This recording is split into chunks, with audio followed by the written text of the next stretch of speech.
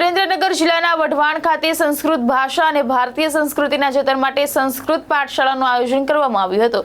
આ પાઠશાળામાં નાની ઉંમરના બાળકોથી લઈને કિશોર વયના વિદ્યાર્થીઓ સુધી મોટી સંખ્યામાં ભાગ લઈ સંસ્કૃતના શ્લોકો અને ધાર્મિક ગ્રંથોનું અધ્યયન કરી રહ્યા છે। વઢવાણ ખાતે બ્રહ્મ નારી શક્તિ દ્વારા છેલ્લા 2.5 વર્ષથી સંસ્કૃત પાઠશાળાનું સંચાલન કરવામાં આવી રહ્યું છે। આ પાઠશાળામાં 5 વર્ષથી લઈને 15 વર્ષથી વધુ વયના બાળકોને સંસ્કૃત ભાષાના વિવિધ શ્લોકો અને પાઠો શીખવવામાં આવે છે।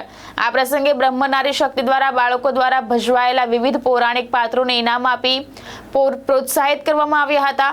પાઠશાળા બાળકોમાં સંસ્કાર, શિસ્ત અને આધ્યાત્મિક જાગૃતિનો સંદેશ આપી રહ્યું છે।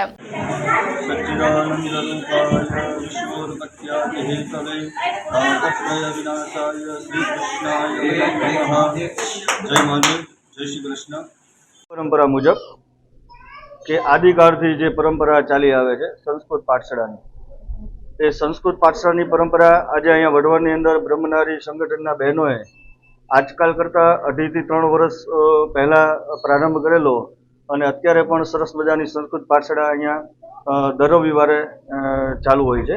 તો એ પાઠશાળાની અંદર નાના નાના ભૂલકાઓ 5 વર્ષથી લઈ અને 15 વર્ષ સુધીના 17-18 વર્ષ સુધીના પણ અહીંયા છોકરાઓ આવે છે, જેની અંદર શ્રીમદ ભગવદ્ ગીતાના સુંદર મજાના શ્લોકો, શિવ મહિમ્ન સ્તોત્રના શ્લોકો, એ સિવાય આ બહેનોની સુંદર સુંદર મજાના આયોજન હોય છે।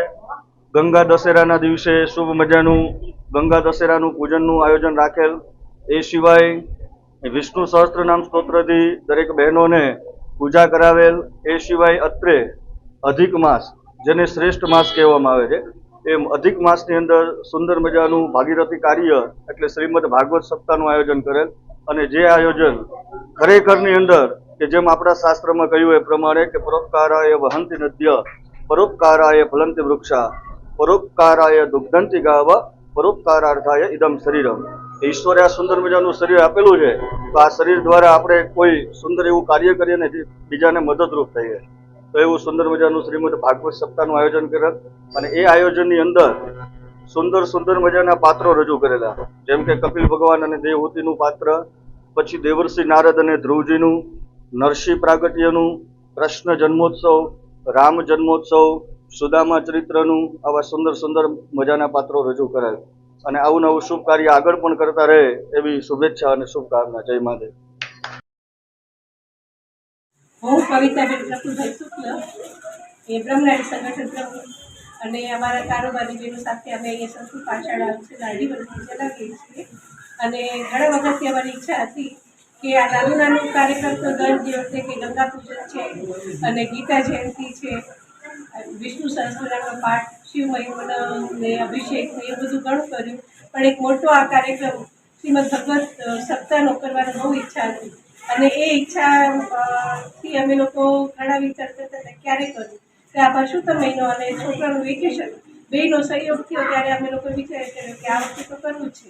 અને અમે લોકો પછી આ વિચાર મૂક્યો અને અમે અમારા વોટ્સએપ ગ્રુપમાં મૂક્યું અને બધાનો સામેથી પ્રતિસાદ આવ્યો ને એટલો સરસ બધા સાથ સહકાર મળ્યો કે કોઈનું પણ અમારે નામ નથી લીધું, કોઈને પણ અમે કીધું નથી, કોઈના ઘરે જ નથી કહેવા ગયા, અને સામેથી બધાનો સાથ સહકાર મળ્યો છે ને એટલો સરસ સાથ સહકાર મળ્યો કે 7 દિવસ અમે લોકોએ અમારું અન્નપૂર્ણા ભવન ખુલ્લું મૂકી દીધું અને બધા સવાર સાંજ પ્રસાદ દેતા અને છેલ્લે દિવસે જ્ઞાતિ ભોજનમાં પણ બહુ મોટી સંખ્યામાં બધા બહેનો અને ભાઈઓ આવ્યા અને જ્ઞાતિ ભોજન પણ અમારું બહુ સારી રીતે પત્યું।